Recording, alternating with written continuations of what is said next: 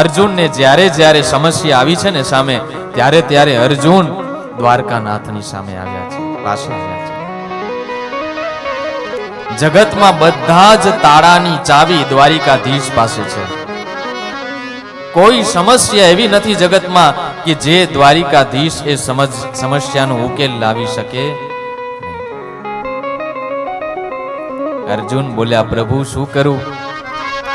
એક બાજુ બ્રાહ્મણ, બીજી બાજુ ગુરુનો દીકરો, અને એક બાજુ મારી પ્રતિજ્ઞા છે કે એને મૃત્યુ પમાડી એના ઉપર દ્રૌપદીને બેસાડીને પછી સ્નાન કરાવું. તો ભગવાન દ્વારિકાનાથ કહે કે અર્જુન, કોઈ વ્યક્તિને અસ્ત્ર કે શસ્ત્રથી મારવો એ જ મૃત્યુ ગણાતું નથી. પ્રભુ તો કોઈ પદ પ્રતિષ્ઠા સન્માન વાળો વ્યક્તિ હોય ને, એને ભરી સભામાં તમે અપમાન કરીને કાઢી મૂકો ને, એનું મૃત્યુ બરોબર છે. એ કદાચ મરવું તો એકવાર પડે અસ્ત્ર કે શસ્ત્રથી, પડી જ્યારે જ્યારે સન્માનીય વ્યક્તિ વિચારે કે મારી ભરી સભામાંથી અપમાન કરીને મને કાઢ્યો, ત્યારે ત્યારે એનું મૃત્યુ છે. કોઈ મોટો માણસ હોય, કોઈ આબરૂદાર ઇજ્જતદાર માણસ હોય, એને ભરી સભામાં 4 જણાની વચ્ચે એનું અપમાન કરી અને એને કાઢી નાખીએ એટલે એનું મૃત્યુ બરોબર છે.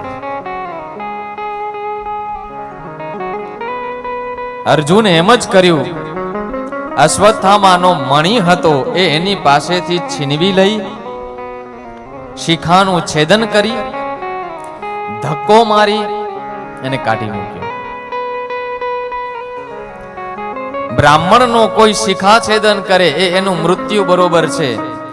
કોઈ સર્પ હોય, કોઈ નાગ હોય, એની પાસેથી મણી લઈ લે એનું મૃત્યુ બરોબર છે. સન્માનીય વ્યક્તિને ભરી સભામાં અપમાન થાય એનું મૃત્યુ બરોબર છે. અને લોભિયા માણસનું કોઈ ધન જૂટવી લે એનું મૃત્યુ બરોબર છે.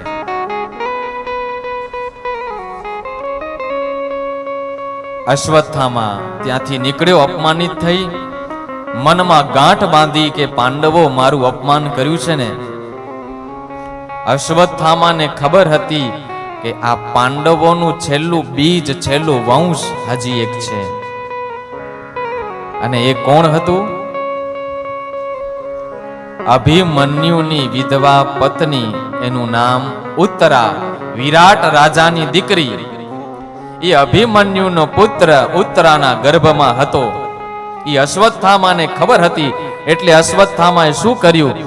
સીધું જ એ ઉત્તરાના ગર્ભ ઉપર પોતાના બ્રહ્માસ્ત્રનો પ્રયોગ કર્યો. બ્રહ્માસ્ત્ર એ ઉત્તરાની સામે આવી રહ્યું છે બાળવા માટે. ઉત્તરા દોડી છે. ભગવાન દ્વારકાધીશના ચરણોની અંદર સિદ્ધિ આવી અને ઉત્તરા કહ્યું છે, પ્રભુ રક્ષા કરો, દ્વારકાધીશ રક્ષા કરો. ઉત્તરાએ પોતાની રક્ષા માંગી નથી. ઉત્તરાએ કહ્યું છે કે પ્રભુ મારા ગર્ભમાં આ પાંડવ વંશનું છેલ્લું બીજ છે ને, એની રક્ષા કરો. ભગવાન તરત જ એ ઉત્તરાના પેસતા શ્વાસ દ્વારા ગર્ભમાં જઈ જે બાળક હતું એની રક્ષા કરી રહ્યા છે. એ જીવની ચારે બાજુ ભગવાન પરિક્રમા કરી રહ્યા છે. ધીરે ધીરે ધીરે કરી બ્રહ્માસ્ત્રનો જે તેજ હતો ને એને શાંત કર્યો. નહીં તો ભગવાન કોઈ પણના ઉદરમાં પ્રવેશ કરે. જુઓ, જગતમાં ઘણી બધી એવી માતાઓ થઈ છે કે જેણે ભગવાનને જન્મ આપ્યા છે ને. ઘણી બધી માતાઓ, સ્ત્રીઓ એવી થઈ છે કે જેણે ભગવાનના ભક્તોને જન્મ આપ્યા છે. પણ આખા જગતમાં એક ઉત્તરા એવી સ્ત્રી થઈ છે કે જેના ગર્ભમાં, જેના ઉદરમાં ભક્ત અને ભગવાન બંને રહ્યા છે. ભગવાન એટલે દ્વારિકાધીશ એ જીવની રક્ષા કરવા માટે આવ્યા અને એના ગર્ભમાં ભક્ત છે એટલે બીજો કોઈ નહીં, રાજા પરીક્ષિત છે એના ગર્ભની અંદર. માટે ઉત્તરા બહુ ભાગ્યશાળી રહી છે. એના ગર્ભમાં ભક્ત અને ભગવાન બંને છે એક જ સાથે. એટલે રાજા પરીક્ષિતને કૃષ્ણ પ્રત્યે પ્રેમ છે, કારણ કે બંને એક જ માતાના ઉદરમાં રહ્યા છે. એટલે સંબંધની દ્રષ્ટિએ પરીક્ષિતના ભાઈ પણ થાય કૃષ્ણ. માટે તરત જ ભગવાને બ્રહ્માસ્ત્રનો તેજ શાંત કર્યો, એ બાળકની રક્ષા કરી.